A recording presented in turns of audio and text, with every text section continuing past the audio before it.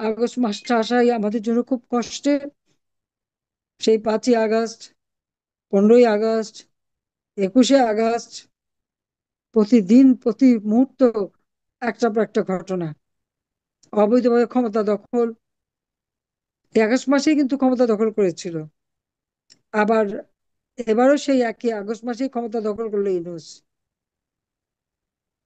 তার পরিণতিও হবে ভয়াবহ, পালাবারও পথ পাবে না। এই বাংলার মাটিতে জনগণের এই রক্ত নিয়ে হোলি খেলা, তার বিচার হবে। দায় মুক্তি দিয়ে মুক্তি পাবে না। খুনি 15ই আগস্ট হত্যাকারীদের দায় মুক্তি দেওয়া হয়েছিল, তাদের বিচার হয়েছে। অপারেশন ক্লিন হার্ট করে খালেদা জিয়াও দায় মুক্তি দিয়েছিল, সে দায় মুক্তিও আমরা বাদ দিয়েছি। আবার আল্লাহ দিন দেবে এবং এই বিচারও হবে। মাননীয় নেত্রী, আমরা আপনার বক্তব্যের জন্য অপেক্ষা ছিলাম। না, আমি ওই লাইন চলে গেছিল আবার। জি, তাইলে লাইনটা আপনি চলে আপনি গেছিল। হ্যাঁ, আমাদের আপনি কি শুরু শুনতে থেকে পারেন। আপনি শুনতে পাচ্ছিলেন? না, অনেকক্ষণ শুনতে পাইনি, অনেকে লাইন খারাপ ছিল, পরে আমি লিভ করলাম, লিভ করে আবার ঢুকলাম। তো মানে আমি একটু আমাদের, ওদেরও বলে দিই। তাহলে এক কি মিনিট, এক মিনিট, তোমার একটু ওয়েট করো। জি। আমি একটু করে নিই। 1লা আগস্ট শোকের মাস। এই দিন 1975 সালের 15ই আগস্ট আমাদের মহান নেতা, জাতির পিতা বঙ্গবন্ধু শেখ মুজিবুর রহমানকে নির্মমভাবে হত্যা করা হয় এই মাসে। একই সাথে হত্যা করা হয় আমার মাকে, আমার মা বেগম ফজিলাতুন্নেছা মুজিব, আমার ভাই, 3 ভাই আমার ছোট, মুক্তিযোদ্ধা ক্যাপ্টেন শেখ কামাল, মুক্তিযোদ্ধা লেফটেন্যান্ট শেখ জামাল, আমার ছোট্ট ভাইটি, বয়স যার মাত্র 10 বছর, রাসেল। তাদেরকে নির্মমভাবে হত্যা করে কামাল আর জামালের নবপরিণীতা বধূ সুলতানা কামাল ও পারভিন জামাল রোজি, যাদের সদ্য বিবাহিতা মেহেদির রং তখনো হাত থেকে মোছেনি। ঘাতকের নির্মম বুলেটে তাদের মেহেদির রং মনে হয় যেন আরো ঢেকে যায়। আমার একমাত্র চাচা শেখ আবু নাসের মুক্তিযোদ্ধা, তাকেও নির্মমভাবে হত্যা করে। রাষ্ট্রপতির military secretary brigadier Jamil Uddin এবং পুলিশ অফিসার সিদ্দিকুর রহমানকে হত্যা করে। একই দিনে আমার মেজফুর বাড়িতে আক্রমণ করে শেখ ফজলুল হক মনি, মুক্তিযোদ্ধা, এবং তার অন্তঃসত্ত্বা স্ত্রী আরজুমনিকে হত্যা করে। আমার সেজুপুর বাড়িতে আক্রমণ করে আমার সেজুপুপা কৃষিমন্ত্রী আব্দুর রাব সানেবাত, মুক্তিযোদ্ধা, সংগঠক, এবং তার 10 বছরের ছেলে আরিফ, 13 বছর মেয়ে বেবি, আবুল হাসান আবদুল্লাহর ছেলে 4 বছরের সুকান্ত বাবু, এবং মুক্তিযোদ্ধা, সাংবাদিক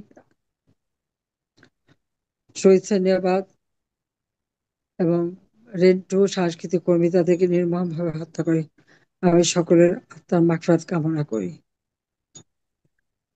ওই দিনটায় আমরা ছিলাম না, আমি আর রেহানা বিদেশে ছিলাম, আমরা বেঁচে গিয়েছিলাম, কিন্তু আমাদের ওই বাচ্চাটা ছিল মৃত্যু থেকেও কঠিন। বিদেশের মাটিতে বাবা মা ভাই সব হারিয়ে একটা অসহায় অবস্থা আমরা পড়েছিলাম।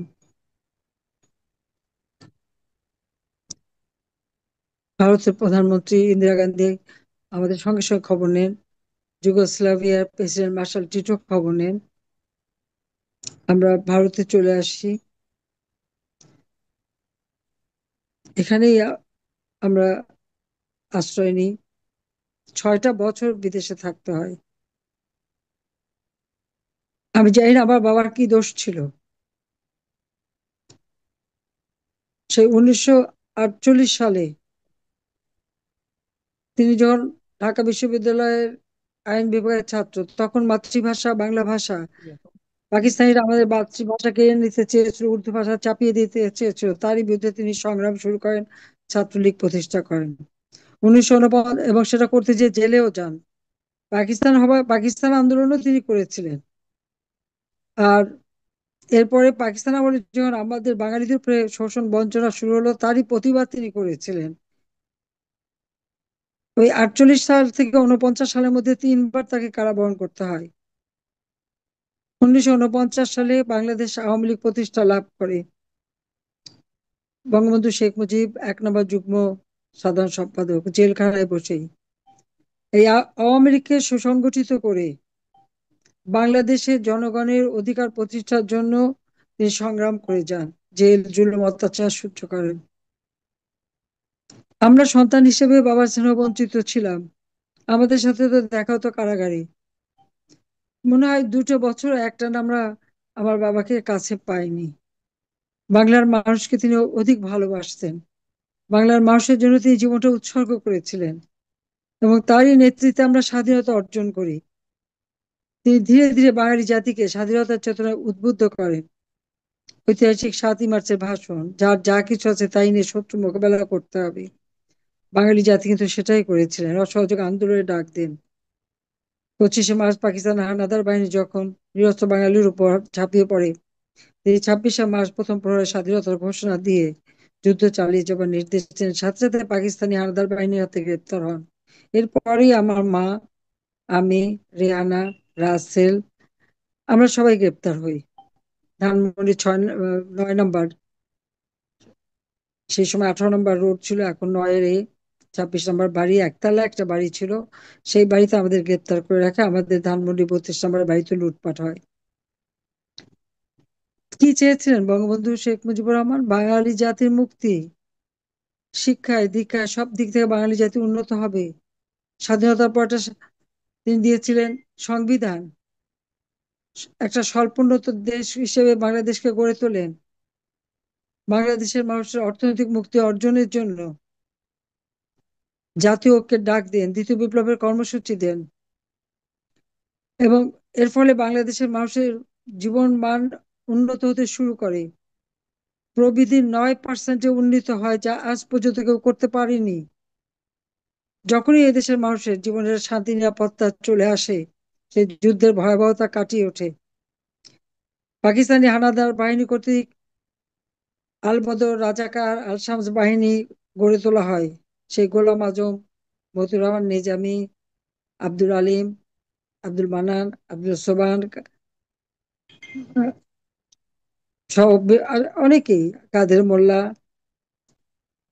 মানে কত নাম বলবো আমি। আমাদের যে ফরিদপুরের প্রত্যেকে এই সব বাহিনীর সাথে জড়িত ছিল। তখন তারা যুবক ছিল। গণহত্যা চালানো, বুদ্ধিজীবীদের হত্যা করা, একই সাথে আমাদের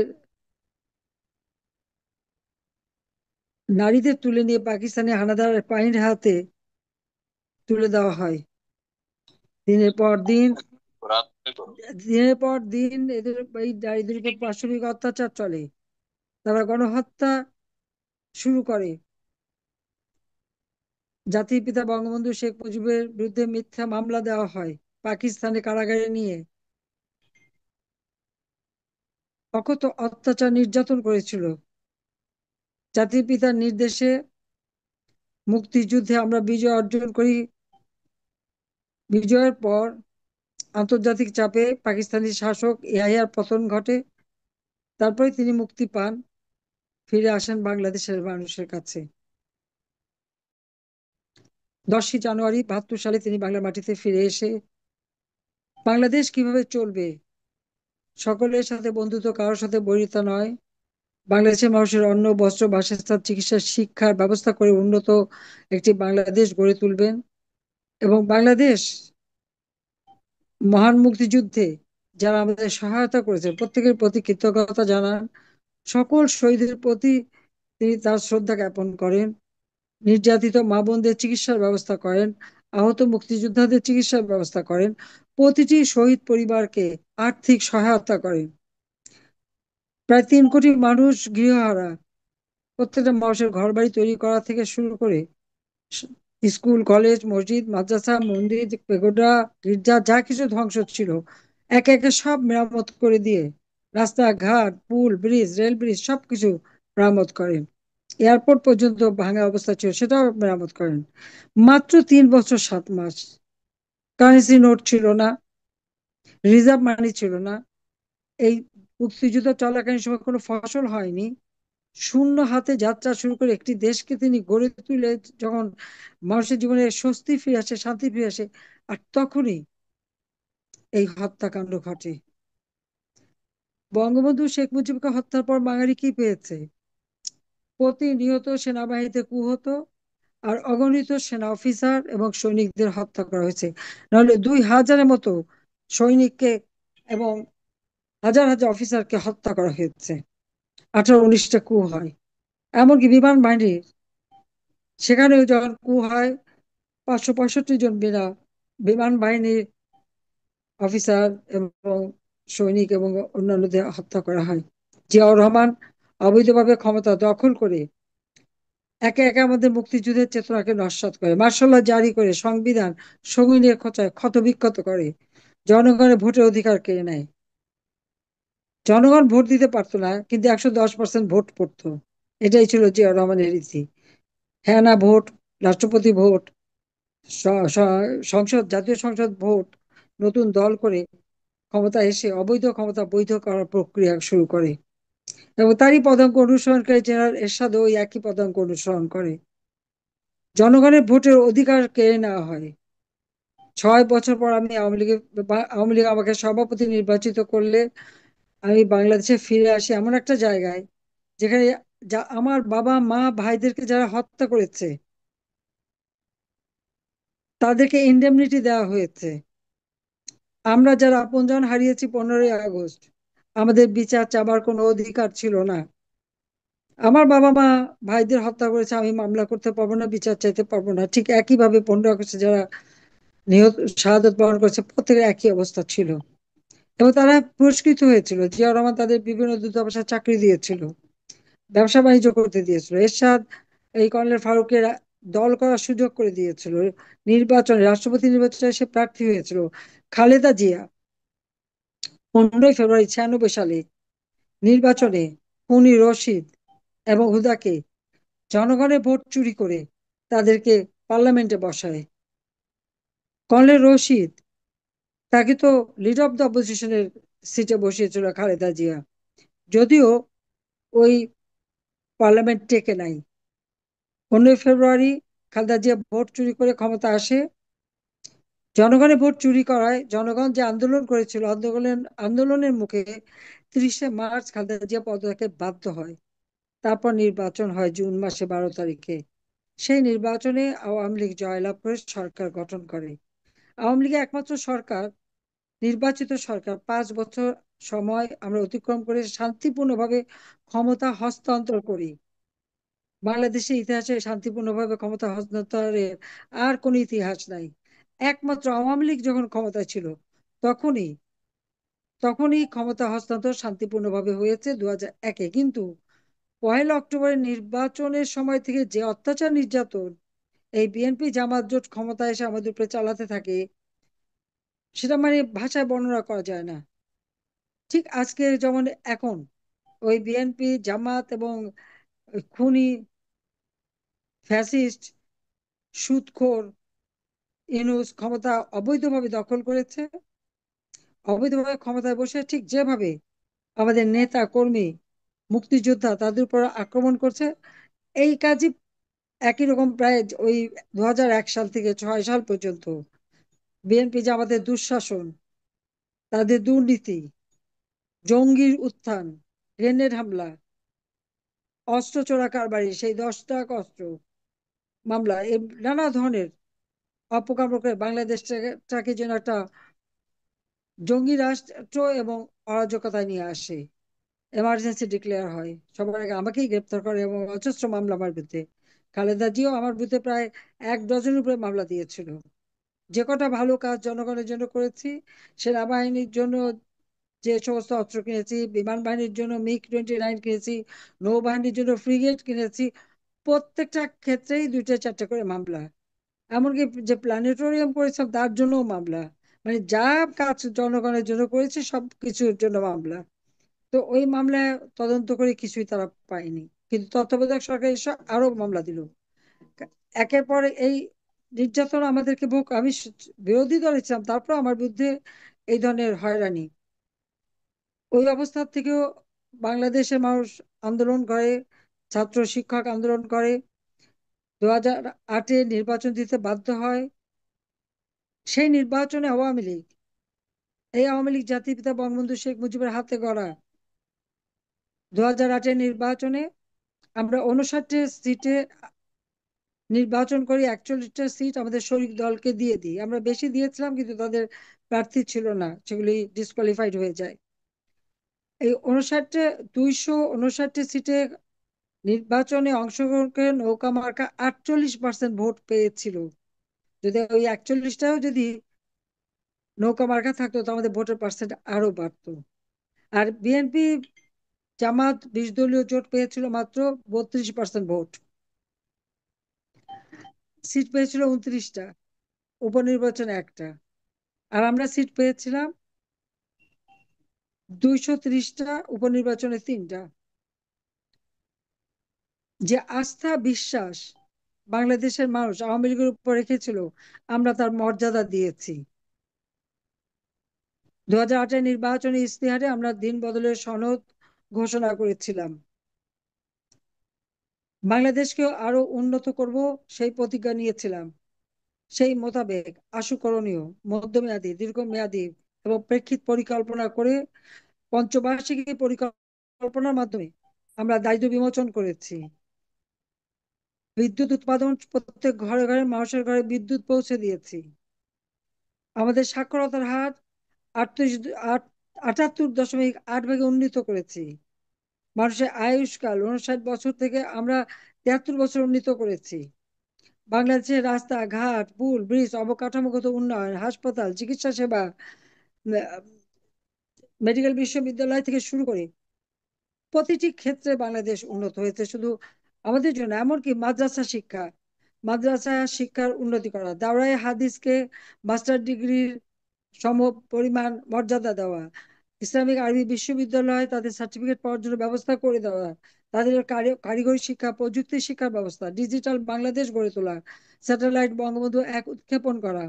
বাংলাদেশের উন্নয়নের ফলে বাংলাদেশ দক্ষিণ এশিয়ায় অর্থনৈতিকভাবে দ্বিতীয় স্থানে শক্তিশালী অর্থনীতি দেশ হিসেবে মর্যাদা পায়।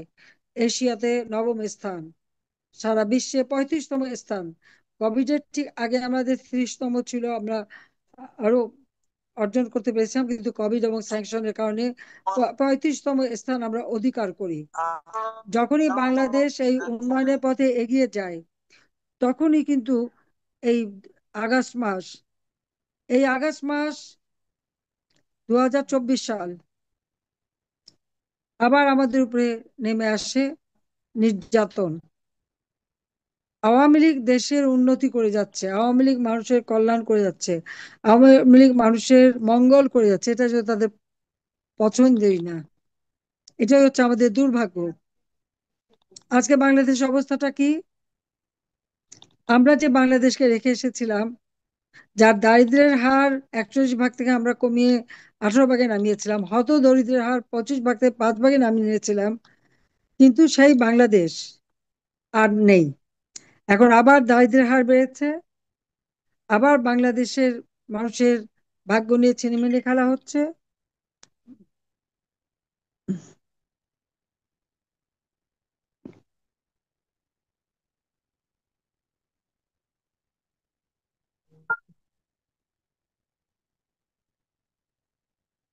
আবার বাংলাদেশকে নিয়ে যে খেলা চলছে, এখন বাংলাদেশ হয়ে গেছে জঙ্গিদের দেশ, সন্ত্রাসের দেশ। কোনো মানুষের জীবনে নিরাপত্তা নাই, কোনো মানুষ শান্তিতে ঘরে থাকতে পারে না, যখন তখন যা যে কোনো ঘরে যে আক্রমণ করতে পারে, মানুষ হত্যা করতে পারে। এই যে আজকে আমরা এখানে 15ই জুলাই 2024 সাল থেকে যেভাবে পুলিশ হত্যা, আওয়ামী লীগ নেতাকর্মী হত্যা, সাংবাদিক হত্যা,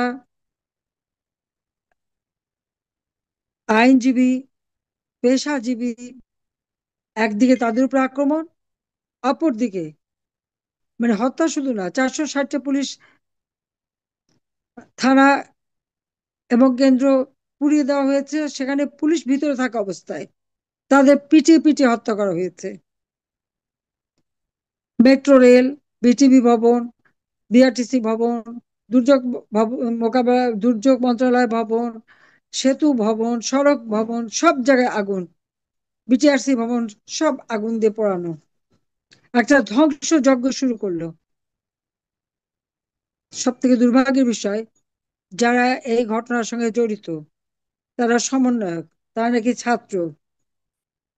প্রত্যেকটা এমপি হোস্টেলে যে তারা লুটপাট করলো, মন্ত্রীর বাড়ি লুটপাট করলো, আগুন দিল, গণভবনে আগুন দিল, লুটপাট করলো, সংসদ ভবনে আক্রমণ করলো। সব থেকে ঘৃণ্য কাজ যেটা করেছে তারা, জাতির পিতা বঙ্গবন্ধু শেখ মুজিবকে অবমাননা করেছে। 15ই আগস্ট তাকে হত্যা করেছিল। আর আমরা দেখলাম 15ই জুলাইয়ের পর থেকে সেই আগস্ট মাস পর্যন্ত এসে 32 নম্বরে এই 5ই আগস্ট আগুন দিয়ে পোড়ানো হলো, লুটপাট করা হলো। আর 5ই ফেব্রুয়ারি বোলডোজার দিয়ে ভাঙা হলো। কেন? কেন এই আক্রমণটা আমি জানতে চাই। ওই বাড়িটা কি অপরাধ করেছে? 32 নম্বর বাড়ি থেকে জাতির পিতা বঙ্গবন্ধু শেখ মুজিবুর রহমান স্বাধীনতার ঘোষণা দিয়েছিলেন। সেই 32 নম্বর বাড়ি, সেখানেই তো তাকে নির্মম ভাবে হত্যা করা হয়েছিল। সেই দেয়াল এখনো রক্তের দাগ, সেই দেয়াল এখনো বুলেট চিহ্ন। তারা সবকিছু, যেটুকু স্মৃতিচিহ্ন ছিল সব তো লুটপাট করেছিল। তারপর যেটুকু স্মৃতিচিহ্ন ছিল আমরা দুই বোন এই বাড়িতে ভোগ করিনি। এবং 32 নম্বর বাড়িটা কিন্তু নিলাম হয়ে গিয়েছিল, কারণ এটা হাউস বিল্ডিং কর্পোরেশন লোন নিয়ে তিল তিল করে আমার মা গড়ে তুলেছিলেন। আমি 81 সালে যখন ফিরে আসলাম, একদিন পত্রিকায় সেখানে দেখি প্রজ্ঞাপন, 32 নম্বর বাড়ি নিলাম। কেন? লোন দেওয়া হয়নি। লোন দেবে কে? আমার মা লোন শোধ করতেন, তাকে তো হত্যা করা হয়েছিল। তারপর সে কোথেকে দেবে? আমি হাউস বিল্ডিং এর সাথে যোগাযোগ করলাম, তবে তারা অত্যন্ত ভদ্রতার সাথে সমস্ত, সামান্য লোন ছিল, খুব বেশি না, বোধহয় 10-12 হাজার টাকা না 18 হাজার টাকা ছিল, তা সেটা আর নিল না। তার দলিলটা আমাকে দিয়ে দিল। আমি আর রেহানা ওই বাড়িটা বঙ্গবন্ধু মেমোরিয়াল ট্রাস্ট করে জনগণের সম্পদ জনগণকে দান করে দিয়েছিলাম। আমরা যখন বাড়িটা তুলে দিই, আমাদের কিন্তু ঢাকায় কিছু ছিল না, কোনো বাড়িঘর কিছু ছিল না, কোথায় থাকবো কোনো ঠিকানা নাই। তারপরে আমরা ওই বাড়িটাই দান করে দিই। তখন কেবলই মনে হতো, আমরা, বাবা তো সারা জীবন এদেশের মানুষের জন্যই জীবন দিয়ে গেছেন, সারা জীবন এদেশের মানুষের কথাই ভেবেছেন, সারাটা জীবন তিনি এদেশের মানুষকে কিভাবে উন্নত জীবন দিবেন সেই কথা চিন্তা করেছেন। তাহলে আমরা, এই সম্পদ তো আমাদের না, এটা তো জনগণের সম্পদ। তো তিনি বলছেন যে এদেশের মানুষকে তিনি গভীরভাবে ভালোবাসেন, তাই আমরা জনগণকে দিয়ে দিয়েছিলাম। ওটা একটা স্মৃতি জাদুঘর।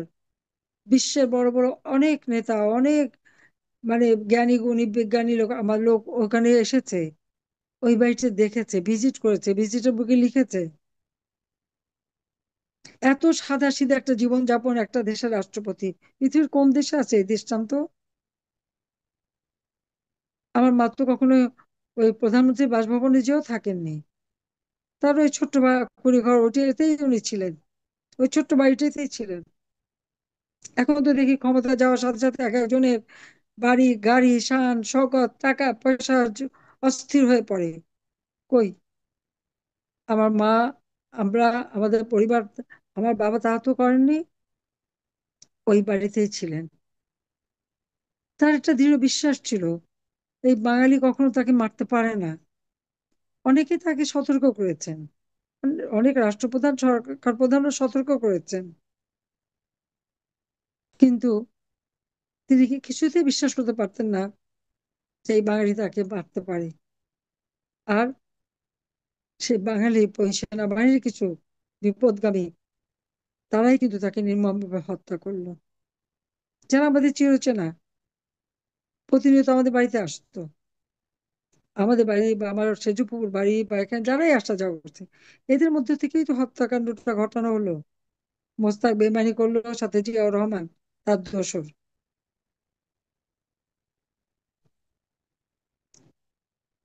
বাবা মা ভাই হারিয়েছি, বিচার চাবার অধিকার নাই, যুদ্ধ অপরাধী যারা মা বোনদেরকে পাকিস্তানি হানাদার বাহিনীর হাতে তুলে দিয়ে পাশবিক অত্যাচারের জন্য উপহার দিয়েছিল, গণহত্যা চালিয়েছিল, গ্রামের পর গ্রাম জ্বালিয়ে পুড়ে ছারখার করেছিল, সেই যুদ্ধাপরাধীদের বিচার পার্লামেন্টে আইন পাশ করে জাতিপিতা শুরু করেছিলেন অনেকেই সাজাপ্রাপ্ত আসামি। গোলাম আজম থেকে শুরু করে অনেকেই আবার পাকিস্তানি পাসপোর্ট নিয়ে পাকিস্তানি চলে গিয়েছিল, বাংলাদেশে তারা বিশ্বাস করতো না। সেই যারা পাকিস্তানে বিশ্বাস করতো, বাংলাদেশকে, স্বাধীন বাংলাদেশ চাইতো না, জিয়া রহমান তাদেরকেই ফিরে নিয়ে আসে। তাদের মন্ত্রী, প্রধানমন্ত্রী, উপদেষ্টা, মন্ত্রীর মর্যাদা দেয়, আর খুনিদেরকে তো চাকরি দেয়। বাংলাদেশের মুক্তিযুদ্ধের চেতনা, স্বাধীনতার সব চেতনা একে একে মুছে ফেলার চেষ্টা করে। আমার প্রশ্ন যে জাতিপিতাকে হত্যা করে কি পেয়েছে দেশের মানুষ? একমাত্র আওয়ামী লীগ সরকারে আসলেই তো জাতির পিতার আদর্শ নিয়ে যখন আমরা দেশ পরিচালনা করি, তখনই তো মানুষের মুক্তি আসে, জীবন মান উন্নত হয়। আমি তো সেটা প্রমাণ করেছি প্রথম 5 বছর, তারপরে 2008 সালে নির্বাচনে জয়ী হয়ে এই 2024 সালের আগস্ট মাস পর্যন্ত এই বাংলাদেশ বিশ্বের কাছে উন্নয়নের রোল মডেল। বাংলাদেশ ছিল উন্নয়নের বিস্ময়, যে কোনো প্রবাসী বিদেশে গেলে সম্মান পেত, বাংলাদেশ শুনলে সকলে এটা সম্মান করত। আর সেই বাংলাদেশে একটি মানুষের ক্ষমতার লোভের আগুন জ্বলে যা একবার ছারখার, ক্ষমতার লোভের আগুন দিয়ে এই দেশটাকে ধ্বংস করে দিয়েছে। কেন? বাংলাদেশটাকে বিক্রি করবে, বিক্রি করেছে। আর কোথায়? সেন্ট মার্টিন দ্বীপে এখন আর আমাদের অধিকার নাই। যে সমুদ্র সীমা আইন জাতির পিতা করেছিলেন, জিয়াউর রহমান, এরশাদ, খালেদা জিয়া, কেউ কোনোদিন সমুদ্র সীমায় আমাদের যে অধিকার আছে সে কথা বলতেই সাহস পায়নি। আমি এসে এই সমুদ্র সীমায় আমাদের অধিকার প্রতিষ্ঠা করি। আমাদের স্থল সীমানা চুক্তি ভারতের সাথে, মুজিব ইন্দিরা চুক্তি, সেটা বাস্তবায়ন করে এই স্থল সীমানা চুক্তি এবং ছিটমহল বিনিময় করেছি শান্তিপূর্ণভাবে। পার্বত্য চট্টগ্রামে সেই 76 সাল থেকে সেখানে অশান্ত পরিবেশ, ইনসার্জেন্সি অ্যাক্টিভিটিস, 64,000 লোক ভারতে রিফিউজি হিসাবে আশ্রয় নিয়েছিল। আওয়ামী লীগ ক্ষমতা আসার পর আমি উদ্যোগ নিয়ে পার্বত্য চট্টগ্রাম শান্তি চুক্তি করি, সকল রিফিউজিদেরকে বাংলাদেশে ফিরিয়ে নিয়ে আসে, তাদের পুনর্বাসনের ব্যবস্থা করি। পার্বত্য চট্টগ্রামে ব্যাপক উন্নয়নের কাজ আমরা করেছি। একই দিনে 45টা ব্রিজ আমরা উদ্বোধন করেছি, রাস্তাঘাট করেছি, অর্থনৈতিক কর্মকাণ্ড বাড়িয়েছি, শিক্ষার ব্যবস্থা করেছি সারা বাংলাদেশেই। যেগুলি প্রত্যন্ত অঞ্চল সব জায়গায় আমরা সেইভাবে উন্নয়ন করেছি। অপরাধটা কি করলাম সেটাই তো আমি জানি না। হত্যাকাণ্ড ঘটালো 15ই জুলাই থেকে 2024 সালের এই সমন্বয়ক এবং যেটা ছিল আদতে ডক্টর মোহাম্মদ ইউনূসের মেটিকুলাস ডিজাইনের অংশ, মাস্টার মাইন্ড দিয়ে এই আন্দোলন গড়ে তুলে ছাত্রছাত্রীদের বিভ্রান্ত করে মিথ্যা অপপ্রচার আমাদের বিরুদ্ধে চালিয়ে মানুষের ভিতরে সন্দেহ ঢুকিয়ে দিয়ে এই আন্দোলন সে করেছে, যেটা ডক্টর ইউনূস নিজে স্বীকার করেছে, নিজেই বলেছে যে এখানে কোনো নেতাও ছিল না, কিছু ছিল না, এটা ছিল তার মেটিকুলাস ডিজাইনের অংশ। কিন্তু মামলাগুলি হয়েছে কার বিরুদ্ধে? আমাদের বিরুদ্ধে, আওয়ামী লীগের বিরুদ্ধে। সমন্বয়করা যেখানে স্বীকার করে তারা হত্যাকাণ্ড ঘটিয়েছে, কিন্তু সেই মামলা সবই আওয়ামী লীগের নেতাকর্মী আজকে আওয়ামী লীগের কর্মকাণ্ড নিষিদ্ধ করে। আওয়ামী লীগের অপরাধটা কি?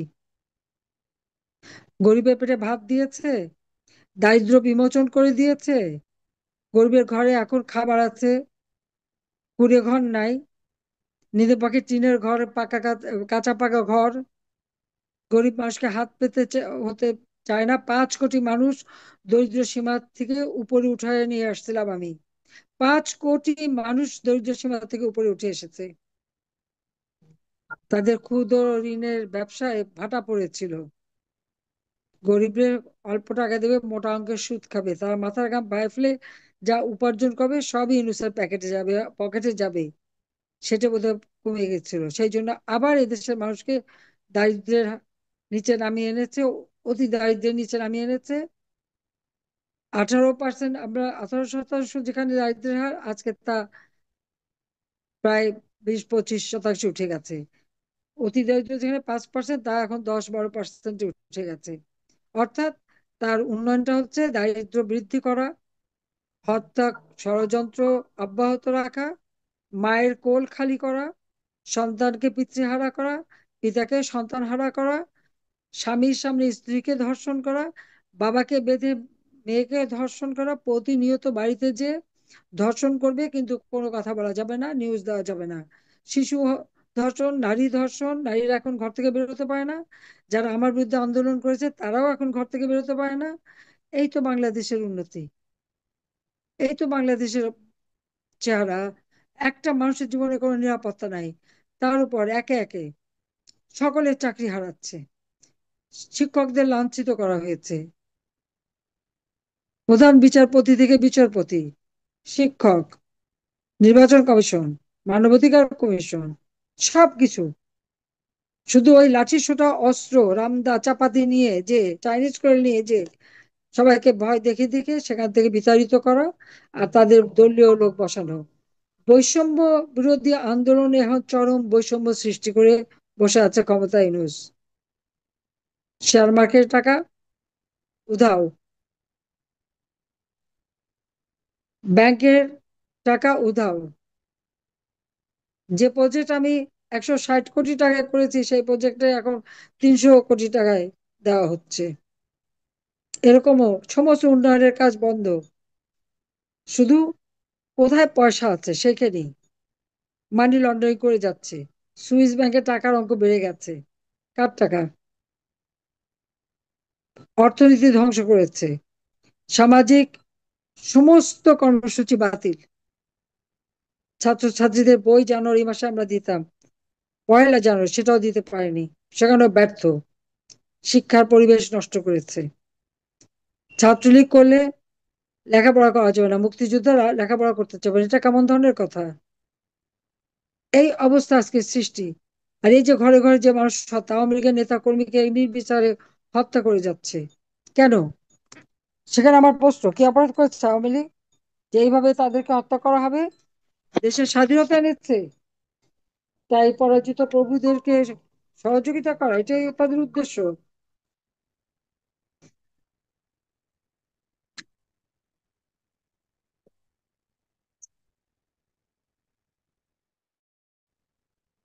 কাজে আমি এটুকুই বলবো, এই অন্যায়, এই অবিচার চলতে দেওয়া যায় না। সবাইকে ঐক্যবদ্ধ হতে হবে এই খুনি ইউনূসের বিরুদ্ধে। সবাইকে রুখে দাঁড়াতে হবে। আজকে আমাদের শ্রমিক, কৃষক, মেহনতি মানুষরা দারুণ কষ্টে আছে। কৃষকদের কৃষি উপকরণ আমরা সময় মতো দিতাম, প্রায় 2 কোটি কৃষক কৃষি উপকরণ কার্ড পেয়েছিল। 1,08,00,000 কৃষককে 10 টাকায় অ্যাকাউন্ট খোলার ব্যবস্থা করে দিয়েছিলাম, ভর্তুকির টাকা সরাসরি তাদের কাছ থেকে যেত। শ্রমিকের মজুরি আমরা বাড়িয়েছিলাম, যেটা 1,600 টাকা পেয়েছিলাম তা 12,000 টাকায় আমি উন্নীত করেছিলাম। কর্মসংস্থানের ব্যবস্থা করেছি, মাথাপিছু আয় বেড়েছে। আজকে কাজ নেই, মাথার ঘাম পায়ে ফেলে যে টাকা কামাই করে তা দিয়ে একবেলা সন্তানদেরকে খেতে দিতে পারে না। সামাজিক নিরাপত্তার যত কাজ সব বন্ধ। 1 কোটি পরিবারের জন্য 30 টাকা কেজিতে যাতে চাল কিনতে পারে পারিবারিক কার্ড করে দিয়েছিলাম টিসিবির মাধ্যমে, সেটাও প্রায় বন্ধ। তার থেকে 43 লক্ষ কার্ড বাদ দিয়েছে। টাকাগুলি কার পকেটে গেল? বয়স্ক ভাতা, বিধবা ভাতা, প্রতিবন্ধী ভাতা, সব ভাতাগুলি কার পকেটে গেল? কেন মানুষ পায় না? বিনা পয়সায় আমরা যারা কর্মহীন তাদেরকে খাদ্য দিতাম, 30 কেজি করে চাল প্রতি মাসে দিতাম, সেটাও বন্ধ। মানুষের মাঝে আজকে হাহাকার, ঘরে ঘরে কান্না। ঘরে ঘরে বিদ্যুৎ পৌঁছে দিয়েছিলাম, এখন বিদ্যুৎ নাই কেন? ইন্ডাস্ট্রি চালাতে পারে না, বিদ্যুতের অভাব, টাকার অভাব। ব্যাংকে গেলে টাকা পায় না, শ্রমিকের বেতন দিতে পারে না, রানিং ক্যাপিটাল পায় না। এটা কোন ধরনের কাণ্ড? দেশটাকে ধ্বংস করতে এসেছে। দেশের মানুষের জীবনে কোনো নিরাপত্তা দিতে পারছে না। আর কোনো সংবাদ পরিবেশন হবে না। প্রত্যেকটা টেলিভিশন, রেডিও, সংবাদপত্র ইউনুসের ওই এজেন্টদের দ্বারা নিয়ন্ত্রিত। নিউজ সেন্টারে বসে যে কন্টেন্ট তৈরি করে দিতে হবে, শুধু সেইটাই বলতে হবে, তার বাইরে কেউ একটা কথা বলতে পারবে না। হাজার হাজার সাংবাদিক চাকরি হারিয়েছে, অ্যাক্রেডিটেশন কার্ড বাতিল করে দিয়েছে, 8 জন সাংবাদিককে নির্মমভাবে হত্যা করেছে, 38 জন কারাগারে বন্দী, সবার বিরুদ্ধে হত্যা মামলা, নানা মামলা। ইউনুস আর কিছু না পারুক, ডক্টর ইউনুস একটা কাজে পারদর্শী, সেটা হলো মামলা দেওয়া। হত্যা মামলার তো কোনো সীমা নাই। আওয়ামী লীগের অন্তত 5 থেকে 7 লক্ষ লোক এই মামলা, আর আসামি তো সীমাহীন। কত লক্ষ যে আসামি, এটা এক একটা মামলায় যতজন আসামি, সেটাকে প্রত্যেকটা মামলা হিসেবে ধরে যদি হিসাব করেন তো কত হয় একটু খুঁজে বের করেন। আওয়ামী লীগের নেতাকর্মী, বর্ষিয়ান নেতাকর্মী, তাদেরকে হাতে হাত করা বেঁধে নিয়ে আসে, 70, 80 বছর, 85 বছর বয়স, 82 বছর বয়স, যারা মুক্তিযোদ্ধা, তাদের গলায় জুতোর মালা। আর যারা রাজাকার, একই দিনে 1200 লোকরে যেখানে এই রংপুরে হত্যা করেছে, যার সাজা হয়েছে, তাকে মুক্তি দিয়ে তাদের গলায় আজকে ফুলের মালা, আর মুক্তিযোদ্ধার গলায় জুতার মালা। কারণ মুক্তিযোদ্ধারা দেশ স্বাধীন করে দিয়েছে। আর দেশ যদি স্বাধীন না হতো, তাহলে ওই সিভিল অফিসাররা ডেপুটি সেক্রেটারির উপরে উঠতে পারতো না, আর আর্মির মেজরের উপরে উঠতে পারতো না। 6 দফা দেবার পরে 2% বাড়িয়েছিল, বাঙালির কোনো স্থান ছিল না। একথা সবাই ভুলে গেছে। জাতির পিতা বঙ্গবন্ধু শেখ মুজিব দেশটা স্বাধীন করেছে বলেই না আজকে মেজররা মেজর জেনারেল, জেনারেল হতে পারছে, লেফটেন্যান্ট জেনারেল হতে পারছে। সিভিল অফিসাররা ডেপুটি সেক্রেটারি থেকে সচিব, প্রিন্সিপাল সেক্রেটারি, ক্যাবিনেট সেক্রেটারি হতে পারছে। দেশের ছেলেমেয়েরা ডিজিটাল বাংলাদেশ পেয়েছে, লেখাপড়া শেখার সুযোগ পাচ্ছে, বিদেশে যাওয়ার সুযোগ পাচ্ছে, পাসপোর্ট পাচ্ছে, একটা দেশ পেয়েছে। আর এই স্বাধীনতা না আনলে কি হতো? বিদেশে যেতে হলে, ভিসা নিতে হলে ওই করাচিতে যে ভিসা নিতে হতো। আমিও যখন 69 সালে বিদেশে গিয়েছিলাম, ঢাকায় বসে দেয়নি, আমাকে করাচি আগে যেতে হয়েছে, একদিন থাকতে হয়েছে, ওখান থেকে ভিসা নিয়ে ইটালিতে যেতে হয়েছে। এই এই ভূখণ্ড থেকে তখন কোনো আমদানি রপ্তানি হতো না। বঙ্গবন্ধু দেশ স্বাধীন করেছিলেন বলেই তো এই ব্যবসা বাণিজ্য ইন্ডাস্ট্রি সব গড়ে উঠেছে। সেটা ভুলে যায় কেন? সেটা ভুলে যায় কেন, সেটা আমার প্রশ্ন।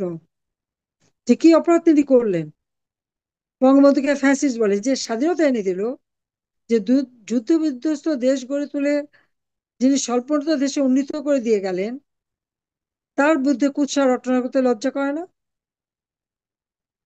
আর আমরা আওয়ামী লীগ আসার পরে বাংলাদেশকে উন্নয়নশীল দেশের মর্যাদা এনে দিলাম, আর আমাদের অপরাধ হয়ে গেল মিথ্যা মামলা দিয়ে হয়রানি। আমি, রেহানা, আমাদের বাচ্চারা কি করেছে?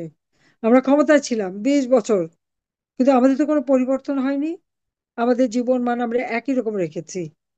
আমাদের বাচ্চারা নিজেরা পড়াশোনা করেছে, বিশ্বের সেরা ইউনিভার্সিটি থেকে তারা ডিগ্রি নিয়েছে, কেউ অক্সফোর্ড, কেউ Harvard, LSC, school, London university, বিভিন্ন জায়গা থেকে টিউলিপের পিছনে লেগেছে। টিউলিপ তো ডাবল মাস্টার্স, কিংস কলেজ থেকে একটা মাস্টার ডিগ্রি নিয়েছে, আবার লন্ডন ইউনিভার্সিটি থেকে মাস্টার ডিগ্রি নিয়েছে। 4 4 বেশ তার সে নির্বাচনে জয়ী, ব্রিটিশ মন্ত্রিসভার সদস্য হয়েছিল।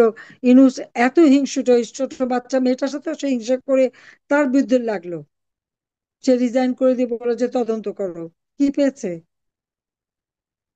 সাইমা আওয়াজের পুতুল, এই অটিস্টিক প্রতিবন্ধী, বাংলাদেশে কয়টা মানুষ জানতো অটিস্টিক সম্পর্কে? বিশ্বব্যাপী সেই অটিজম সম্পর্কে মানুষকে সচেতন করেছে, জাতির সঙ্গে সে প্রস্তাব এনে পাশ করেছে, সে নিজে এখানে কাজ করেছে দিনের পর দিন।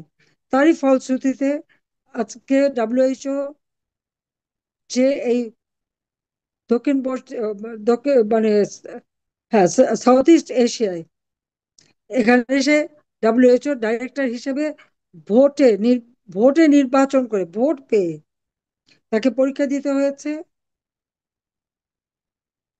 তার ইন্টারভিউ হয়েছে, ভাইবা হয়েছে, তারপর আবার ভোট হয়েছে 10টা দেশের ভোটের মধ্যে 8টা দেশের ভোট পেয়ে তারপর সেই চাকরিটা পেয়েছে ডক্টর ইউনূস। সেখানেও তার বিরুদ্ধে লেগেছে। কি হলো? 10 কাঠা জমি। আমাদের কি 10 কাঠা জমি পাওয়ার অধিকার কারো নাই? প্রত্যেকটা রাষ্ট্রপতির পরিবার কিন্তু সরকারি সুযোগ সুবিধা পায়। ওই রেহানা তো কিছু নেয়নি, আমরা তো কিছু নেইনি। রেহানাকে একটা বাড়ি দেওয়া হয়েছিল ধানমন্ডি 6 নম্বর রোডে। খালেদা জিয়া ক্ষমতায় এসেই ওই বাড়িতে যারা ছিল তাদের বিরুদ্ধে মামলা দিয়ে সরিয়ে দিয়ে সেখানে এসে ধানমন্ডি থানা স্থাপন করে, 6 নম্বর রোডে ধানমন্ডি থানা যেটা, ওই বাড়িটা। তখন রেহানা বলছে এই বাড়ি আর আমি নেব না। সে ওই বাড়িটা থানাকে লিখে দেয়, দান করে দিয়েছিল। বলছিল ঠিক আছে, খালেদা জিয়া করেছে এই থানা, এবং ওই থানাবাসী নিজে সিফনের শাড়ি পরে যে উদ্বোধন করে আসে, একটা প্রাইম মিনিস্টার একটা থানা উদ্বোধন করে, শুনেছেন কোনোদিন? কিন্তু সেটাও করেছিল। তখন রেহানা বলছে আমার দরকার নাই, সোজা ওই থানাকে সে বাড়িটা লিখে দিয়ে দিয়েছে, দান করে দিয়েছে। কোনো পয়সা নেই, পুরো দান করে দিয়েছে। কাজে আমরা জনগণের জন্য এই কাজ করি, কিন্তু আমাদের অপরাধটা কি সেটাই জানলাম না। ছাত্ররা আন্দোলন করলো, সেখানে শুধু ছাত্ররা ছিল না, তারা বিভ্রান্ত হয়েছিল, এবং আরো অনেকে কি, আমি আমি থাকলে নাকি দেশের ভালো হবে না। খুব ভালো কথা, আমি তো লাশ ফেলে ক্ষমতায় থাকতে চাইনি। বাপ মা ভাই সব হারিয়ে নিঃস্ব হয়ে দেশের জন্য কাজ করেছি, দেশের উন্নতি করেছি। তাদের যদি তৃপ্তি না হয়, ঠিক আছে করো তোমরা, আমি সরে গেছি, ভালো কথা। এখন কি অবস্থা আছেন দেশে সবাই? আপনাদের ডক্টর ইনুস অর্থনীতিবিদ ক্ষমতায় এসে কি অর্থনীতির উন্নতিটা করেছে? কোথায় দেশটাকে নিয়ে গেছে? সমস্ত জঙ্গিদের মুক্তি দিয়েছে, আওয়ামী লীগ নেতা কর্মী গ্রেপ্তার। এই গতকালকে 1300 লোককে আওয়ামী লীগের নেতা কর্মীকে গ্রেপ্তার করেছে। সারা বাংলাদেশ থেকে কেউ ঘরে থাকতে পারছে না। গোপালগঞ্জের মতো জায়গায় হামলা করেছে। গোপালগঞ্জে দাঁড়িয়ে জাতির পিতা বঙ্গবন্ধু সম্পর্কে বাজে কথা বলবে, আর গোপালগঞ্জের মানুষ সেটা সহ্য করবে কেন? সেনাবাহিনী পাঠিয়ে তাদেরকে উদ্ধার করা হয়েছে, সরাসরি গুলি করে হত্যা করে সেখানে মানুষ হত্যা করা হয়েছে। একটা ছেলেকে গুলি করে আবার মাটিতে ফেলে সে বুট দিয়ে তার গলা পাড়িয়ে ধরে তাকে হত্যা করেছে।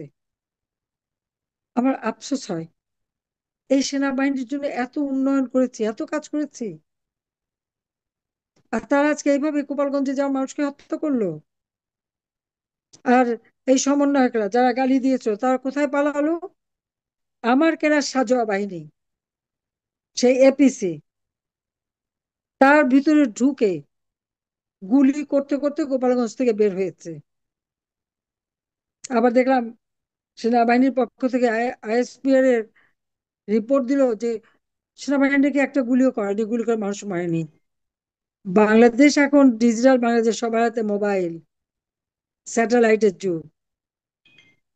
সেপাহীরা গুলি করে না দেখে তার কমান্ডিং অফিসার যে তাদেরকে অকথ্য ভাষায় গালি দিয়ে বলতেছে গুলি কর, সরাসরি গুলি কর। এটা তো রেকর্ড, সব জায়গায় ছড়িয়ে গেছে। তারা ঢাকবে কি দিয়ে? কেন এই মিথ্যাচার করছে? সেটা আমার প্রশ্ন। কেন এই মিথ্যাচার করছে? সেনাবাহিনীর মান সম্মান জনগণের কাছে থাকে, আস্থা বিশ্বাস থাকে।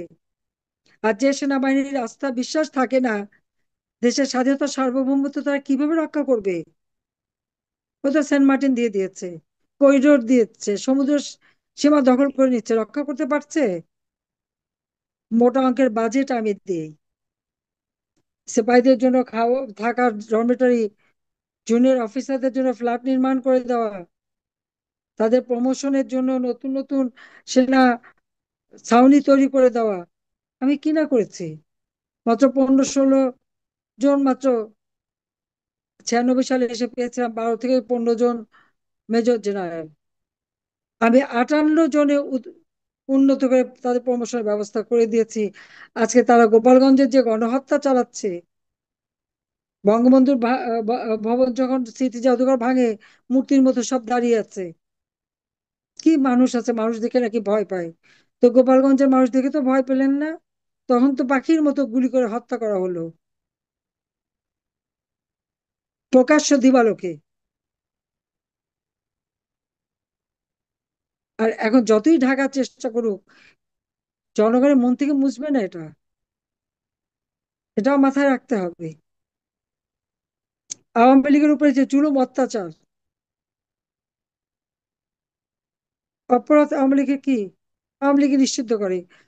ইউনূসের কোন অধিকার আছে আওয়ামী লীগকে নিষিদ্ধ করার? সে ক্ষমতায় কি জনগণের ম্যান্ডেট নিয়ে ভোটে এসেছে, না সংবিধান মোতাবেক এসেছে? সে তো এসেছে জবরদস্তি করে, ক্ষমতা দখল করে।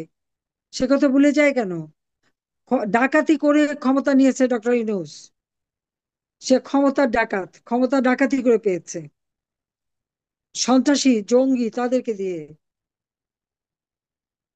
যারা এই দেশে সে হলি আর্টিজানের মতো সেখানে মানুষ খুন করা থেকে শুরু করে 21 আগস্ট গ্রেনেড হামলা, 10 টাকা অস্ত্র মামলা, দুর্নীতি, বিভিন্ন জঙ্গি তৎপরতায় যারা গ্রেপ্তার ছিল, সবাইকে ছেড়ে দিয়ে, খুনিদের ছেড়ে দিয়ে তাদের নিয়ে তার ক্ষমতার শক্তি। আর এই সমন্বয়করা, এরাই নাকি তার ক্ষমতা। এত অল্প সময়ের মধ্যে তারা এত শত শত কোটি টাকার মালিক হলো কিভাবে? একজন তো ধরা পড়লো, ওনার মাস্টার মাইন্ড, অস্ট্রেলিয়াতে ভাইয়ের কাছে 6 কোটি টাকা পাঠিয়ে বাইরের জেলে পাঠালো, দুবাইতে। কোথায় কোথায় হিসাব আছে, সব হিসাব আছে। সব হিসাব পাই পাই করে বাংলাদেশের জনগণ নেবে। যাক, আমি আর অনেক লম্বা বক্তব্য দিলাম। আগস্ট মাসটা আসাই আমাদের জন্য খুব কষ্টের। সেই 5ই আগস্ট, 15ই আগস্ট, 21শে আগস্ট, প্রতিদিন প্রতি মুহূর্ত একটা পর একটা ঘটনা, অবৈধভাবে ক্ষমতা দখল। এই আগস্ট মাসেই কিন্তু ক্ষমতা দখল করেছিল, আবার এবারও সেই একই আগস্ট মাসেই ক্ষমতা দখল করলো ইউনূস। তার পরিণতিও হবে ভয়াবহ, পালাবারও পথ পাবে না।